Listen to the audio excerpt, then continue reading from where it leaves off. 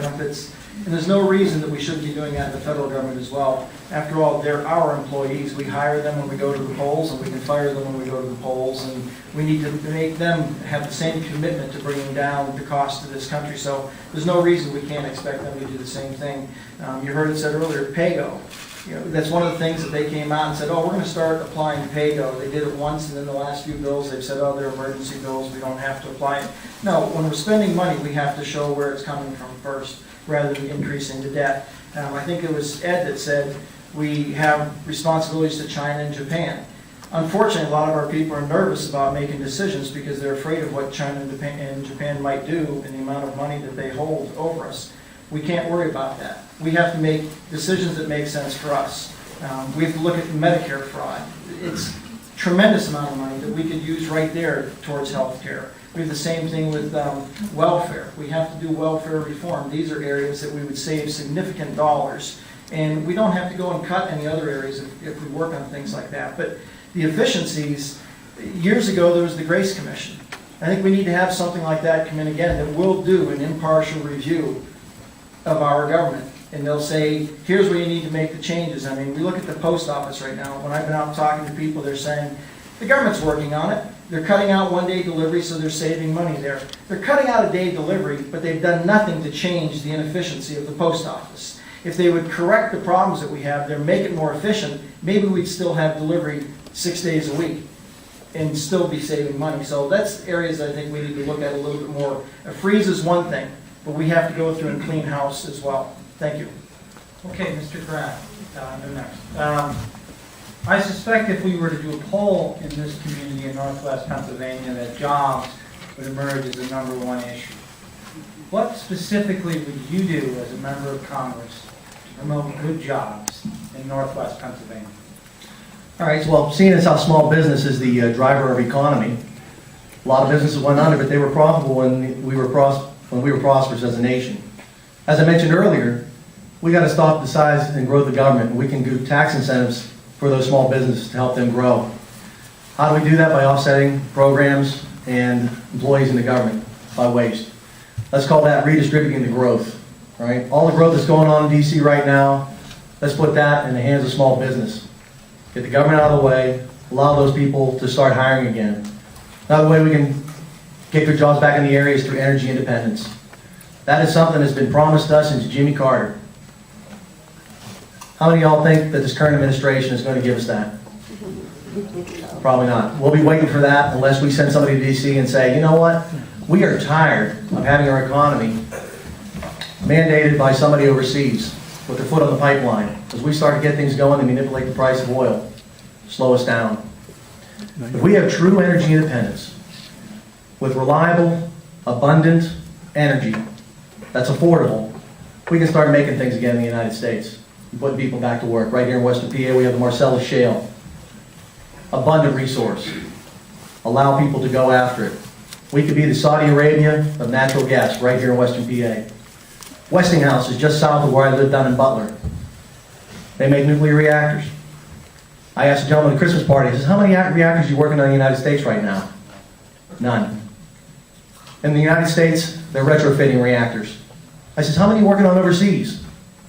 Around 30 in India, half as many more in China. We're building one in the United Kingdom. France gets 90% of its power from nuclear. Ladies and gentlemen, we can be energy independent in a few years if we put our minds to it and put America back to work. We cannot continue to do things the same way we have and expect different results. Thank you. I think the first thing that's important to understand is that government doesn't create jobs. They can either create an environment where jobs are destroyed, or they can create an environment that promotes, in fact, that free enterprise can create jobs. And that's what we want. We want the latter rather than the former. And the former is what we have been getting for the last year and a half. And if you look at my website, you'll see that I have a jobs plan. At least I call it a jobs plan, and I call it that because it's what I think we need to do to fix this economy and put America back to work. That's what people in the 3rd District have been telling me in the last 9 months as I've been traveling through this district. It starts with reforming the tax code. It means that we have to make sure that there's more money left in the businesses and industries to invest in capital equipment. because it's capital equipment that makes businesses more productive, and productive businesses hire employees. It's pretty simple, but our friends in Washington just don't get it. We also need to remove the burdensome regulation, which is stifling American business and driving our manufacturing jobs overseas at an alarming rate. We need to make sure that we have trade agreements that are free and fair in an open currency market that is free trading, because that's what's wrong with our trading balance in many respects on the manufacturing side. China is manipulating their currency as an example. We also need a stable energy environment so that businesses can plan on what their expenses are going to be.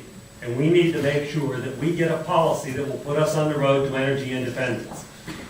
We do need healthcare reform, but we need sensible healthcare reform, because it's this unstableness that's making businesses not want to hire people even when they should be hiring people. And we need to make sure that there's a comfort level of people with regard to our economy, because that's what's going to drive this recession to a conclusion, is when we get policies out of Congress that send the right kind of message so people will invest and save. You'll remember when Bill Clinton was running for president, and his battle cry was, "It's the economy, stupid." Well, I would think that the battle cry for this election should be, "It's the spending, stupid." Like all the things we talk about, and I said, all right, I'm pretty much plain speaking. When you see this tap dancing around what we can do, what we can't do, let me tell you something. Y'all probably have some people out there that golf. I'm a golfer, probably the worst golfer you've ever seen. But when I started golfing, I started establishing something called a handicap. And there were guys that would ask me to play on their teams, not because I was a good golfer, but because they could use my handicap.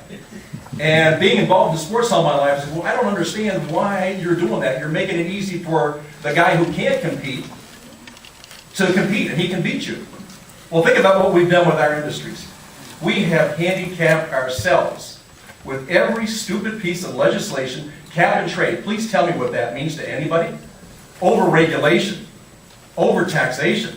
When you start taking more money out of a business to pay taxes, and to pick up benefits, and do all the rest of these things that don't bring any value, well, in my business, we got a little saying is, you got to kill more than you eat, or you can't stay. And I'm telling you what we're looking at. You're looking at a government that keeps eating and eating and eating and never fixes anything. So I look at all this stuff and I say, you know what, it may be not the way we like it to be, but it is the way it is. Trade agreements, please, let's not have fair trade agreements that are unilateral and that only the United States has to follow. I'm not gonna blame China for having a strategy that allows them to win, because we put ourselves behind. We handicapped ourselves. So I look at this stuff pretty clear, and I have to, because every 2 weeks I've got to pay 109 people. And if I ran my business, again, the way these people run this government, I would be out of business. But I've had to do everything on my own. So, pretty easy. It's the spending, stupid, and we all need to keep our eye on the ball. Don't let them waterboard you with all these other issues. Jobs. Well, we are just, the government, everybody said it. I'm just going to be repeating what they said. I mean, the government has made it so hard to hire people and employ people, and they're making it harder. I know you think I'm harping on this healthcare bill, but do you realize that when you hire your 50th employee, you're going to owe $150,000 for those employees, because you have to pay either $2,000, or if they refuse your bill, this doesn't make any sense to me. If they refuse your health care, then you're charged $3,000 because they refused your health care, where you're only charged $2,000 if they take your health care. So it doesn't make any sense, but that's the kind of regulations that are hurting the jobs in this area. And we are sitting, as Clayton said, on this gold mine, not gold, but shale. And we have the technology, and we can do it environmentally friendly,